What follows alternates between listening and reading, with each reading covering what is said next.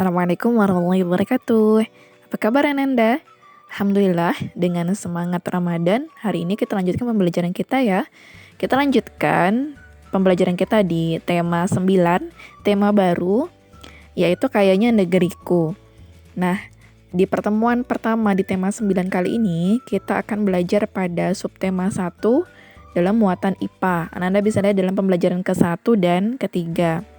Hari ini kita akan mempelajari pembangkit listrik tenaga air dan manfaat energi matahari. Simak dengan baik agar pemahaman kita hari ini bisa sempurna. Nah, kita awali dengan perhatikan gambar berikut ini. Anda tahu apa gambar ini? Ya, ini merupakan gambar waduk. Hari ini kita akan belajar menjelaskan pembangkit listrik tenaga air. Kira-kira apa saja pemanfaatan waduk? Waduk dapat menampung air dalam jumlah yang sangat banyak. Nah, energi air pada waduk tersebut kemudian dapat kita manfaatkan untuk membangkitkan listrik. Energi listrik tersebut digunakan masyarakat kita dalam kehidupan sehari-hari. Nah, berikut ini kita coba akan lihat bagaimana sih skema pemanfaatan energi air. Nah, di sini ada 3 tahapan. Yang pertama, aliran air dari waduk akan memutar turbin. Putaran turbin tersebut mengaktifkan generator. Generator itu mesin-mesin yang ada di situ ya. Nah, generator itu akan menghasilkan energi listrik. Nah, setelah menghasilkan energi listrik, masuk ke tahap kedua. Energinya dialirkan ke pemukiman penduduk melalui kabel-kabel yang panjang.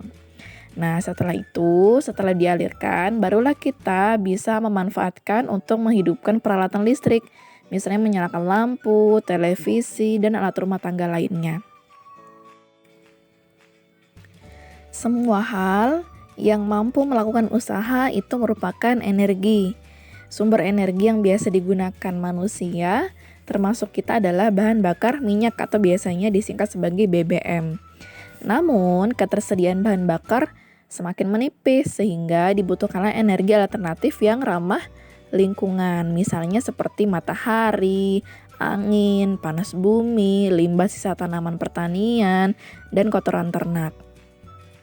Nah, sebelumnya kita pernah belajar tentang energi yang dapat diperbaharui dan energi yang tidak dapat diperbaharui. Kita tentu masih ingat apa itu energi yang dapat diperbaharui. Ya, itu merupakan sumber energi yang tidak akan habis walaupun digunakan terus-menerus. Sedangkan energi yang tidak dapat diperbaharui adalah sumber energi yang akan habis jika kita gunakan terus-menerus. Nah, matahari yang kita pakai itu merupakan sumber energi yang dapat diperbaharui yang ada di bumi. Selain itu, matahari juga merupakan sumber energi terbesar yang ada di bumi kita. Tahukah Ananda apa saja manfaat energi matahari? Nah, sekarang kita bahas satu persatu. Yang pertama, bagi tumbuhan, cahaya matahari ternyata bisa membantu untuk proses fotosintesis. Apa itu fotosintesis? Fotosintesis itu adalah proses memasak makanan pada tumbuhan. Yang kedua, bagi manusia, misalnya untuk mengeringkan pakaian kita yang basah. Kemudian yang ketiga, untuk hewan. Misalnya untuk beberapa hewan, panas matahari bisa digunakan untuk menghangatkan tubuh dan bisa juga sebagai sumber cahaya alami untuk melakukan aktivitas. Dan yang terakhir, bagi alam, energi matahari untuk menghangatkan suhu bumi dan menerangi bumi saat pagi atau siang hari sehingga kita tidak merasa kedinginan. Alhamdulillah, materi kita sudah selesai. Waktunya kita untuk latihan. Latihan hari ini yang pertama, silakan Ananda menuliskan skema pemanfaat energi air menjadi energi listrik yang tadi sudah kita pelajari. Yang kedua, jelaskan perbedaan sumber energi yang dapat diperbarui dan energi yang tidak dapat diperbarui.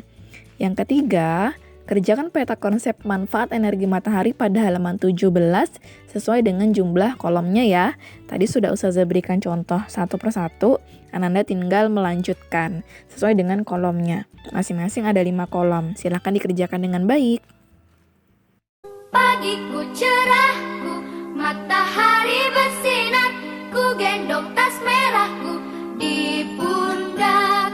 Selamat pagi semua, ku nantikan diri